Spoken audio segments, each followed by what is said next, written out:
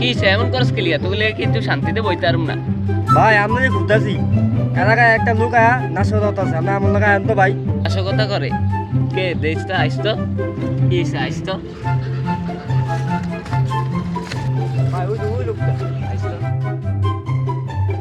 কি রে কে তুই তুই যে এই এলাকার ভিতরে বয়ে রইছ, তুই জানোস না পুরো এলাকা আমার এলাকার ভিতরে নাশকতা করস।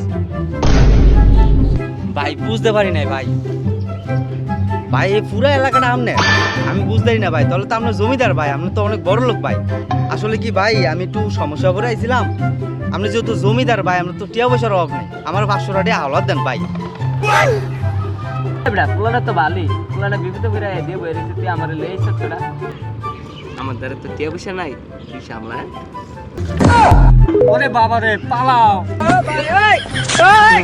আইছে দান্দাবাজি করতে তাই বিলে আবার এই এলাকার পুরো এলাকা বিলে তত দান্দাবাজ 500 টাকা চাইছি 500 টাকা চাইছি। আমি এলাম গা বড় দান্দাবাজ, আমার লগে দান্দাবাজি করতে আইছে দেয় দিমু পরে। হ্যাঁ